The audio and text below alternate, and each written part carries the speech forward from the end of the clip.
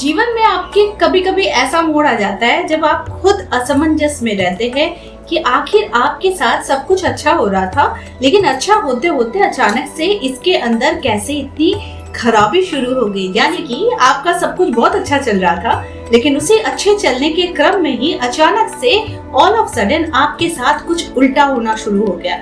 यानी कि आपका काम रुक गया, आपके घर में अचानक से कलह शुरू हो गया, जीवन में समस्याएं आने लग गई, बनता कार्य बिगड़ने लग गया। तो ऐसे में इसे हम समझते हैं कि आपको बहुत ज्यादा किसी की नेगेटिव ऊर्जाओं का सामना करना पड़ रहा है। तो खैर, ऐसे परिस्थितियां बहुतों के जीवन में आती है, लेकिन इसका उपाय भी है। तो ज्यादा देर नहीं करते हैं और इस वीडियो को हम आगे बढ़ाते हैं। दोस्तों, नवरात्रि का समय चल रहा है और आज है प्रथम दिन। आज से अगर ये क्रिया आप अपने घर में करते हैं तो ऐसा माना जाता है कि आपके ऊपर दैविक शक्तियों का विकास होता है और साथ में आपके जीवन में जितनी भी बुराइयां, नकारात्मक ऊर्जाएं हैं वो आपसे दूर हटती है।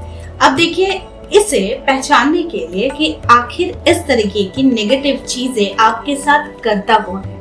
देखिए, यहाँ पर याद रखने वाली चीज है कि आपकी खुशियों से कोई खुश हो जाए ये बहुत कम लोगों में होता है, लेकिन आपकी खुशियों से कोई दुखी हो जाए ये काफी ज्यादा होता है। लेकिन अब पहचानने वाली बात है कि आखिर ऐसा करता कौन है। अब देखिए, जो आपको नहीं पहचानता है वो डेफिनेटली आपसे जलकर क्या करेगा, लेकिन जो आपको बहुत अच्छे तरीके से जानता है, बहुत अच्छे तरीके से आपके साथ मिलनसार है, उसे बहुत ज्यादा फर्क पड़ता है। यानी कोई अपना ही हो सकता है जो जेलसी का शिकार आपको बनाता है। तो ऐसे में शिकार बनाने के साथ साथ वो अपनी जितनी भी नेगेटिव ऊर्जाएं हैं वो आपके ऊपर डालना शुरू कर कारण से आपके जीवन में अचानक से ही परेशानियां आनी शुरू हो जाती है। तो ऐसे में अच्छा भला काम जो चल रहा था उसमें परेशानी आ जाती है, जीवन बहुत ज्यादा मुश्किलों से गुजरने लगता है और साथ में आपके जीवन में हर वो अपॉर्चुनिटीज को आप मिस करना शुरू कर देते हैं जो आपके लिए ही बनी हुई थी। यानी कि आप एकदम 101% आप श्योर थे कि वो कार्य मेरा होना ही है, लेकिन ऑल ऑफ सडन किसी के आने, किसी के बोलने, किसी की निगाह पड़ने से वो कार्य आपका रुक जाता है। तो चलिए, आज मैं आपको 2-3 चीजें, पहले मैं आपको सावधानियां बताती हूँ, उसके बाद तो उपाय है ही। पहली सावधानी बरतनी चाहिए कि जो इंसान आपके पहने हुए कपड़ों पर नजर डाले और वो ये उम्मीद करे कि वो कपड़ा आप उसे दे दे, ऐसे में आप भी मन के अच्छे और सच्चे बनकर अपने कपड़ों को दान कर देते हैं। यानी कि आपने अपना भाग्य जो है उसे आपने तुरंत किसी के हवाले कर दिया और जिस इंसान के पास आपका कपड़ा जाता है उस इंसान की बरकत होनी शुरू हो जाती है, लेकिन आपके घर में नेगेटिव ऊर्जाओं का वास होना शुरू हो जाता है। दूसरी गलती, कोई इंसान के सामने इतना भी बड़ा मन और बड़ा दिल मत बनिए, इससे आप अपनी ऊर्जाओं को ही कम कर रहे होते हैं, यानी सकारात्मक ऊर्जा। तो ऐसी परिस्थितियों में कई बार हम गुजरते हैं। चलिए, आज का जो विषय है ये विषय बहुत ज्यादा गुरुत्वपूर्ण है, जिस विषय में ये बहुत इम्पोर्टेंट होता है कि आप हो या मैं हूँ, हम कभी भी इन एविल आइज से बच नहीं सकते हैं। लेकिन एकमात्र अगर हम कुछ उपाय कर लेते हैं तो हम अपने आप को सुरक्षित कर सकते हैं। ये उपाय अगर आप इस नवरात्रि भर करते हैं तो आपके ऊपर कितनी भी बुरी ऊर्जाओं का वास क्यों ना हो, कोई अंदर से आपको गालियां ही क्यों ना दे रहा हो और अंदर से आपके लिए बहुत बुरा भलाई क्यों ना सोच रहा हो, लेकिन इस उपाय से ऐसा करने वाला जो आपके ऊपर बुरी दृष्टि, बुरी वाणी या बुरी सोच रखता है, ये उस पर ही वापस जाती है। ठीक है, करना क्या है, आपको हर दिन यानी आज से लेकर आप हमेशा इस कार्य को कर सकते हैं। स्पेशली ये 9 दिन तो बहुत इम्पोर्टेंट है। आपको 5 लौंग लेना है, 5 कपूर की टिकिया लेनी और साथ में 5 काली मिर्च लेनी है। अब इन सारी चीजों को आपको इकट्ठे करना है संध्या के समय में एक जगह पर। इसे जलाएं। जलाते वक्त इस पर से अगर आवाज निकलती है तो ऐसा माना जाता है कि ये आपकी बुरी ऊर्जाओं को बहुत काफी हद तक जो इंक्रीज हो चुकी है उसे नष्ट कर रहा होता है। और अगर कोई भी आवाज ना हो तो यानी कि आपका घर नॉर्मल तो है, लेकिन कहीं ना कहीं से आपने उस नेगेटिव ऊर्जाओं को अपने अंदर कहीं ना कहीं से, किसी भी प्रकार से आपने उसे अपने अंदर डाला है। ठीक है, तो हम दोनों ही कारणों में नहीं जाते हैं।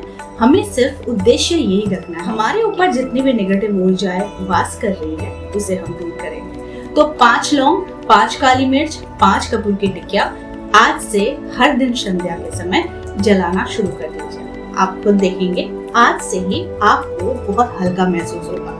दूसरा उपाय, किसी इंसान पर अगर आपको लगता है कि नजर लग गई है या उसके जीवन में अचानक से ही बहुत ज्यादा परेशानी शुरू हो गई है, तो ऐसे में आपको क्या करना है, इस पत्ता 5 लौंग लेना है और इसे अपनी मुट्ठी में लेना है। मुट्ठी में लेने के बाद जो पर्सन जिसके ऊपर ये कार्य हुआ है उसे एंटी क्लॉकवाइज उसके ऊपर से घुमाना है एंड देन आपको ये चीजें बिल्कुल कपूर की टिकिया के साथ आपको घर के बाहर बर्न कर देना है। जब आप इसे बर्न कर देते हैं तो फिर आप याद रखिए वो राख जो है उसे भी आपको बाहर ही डाल देनी है।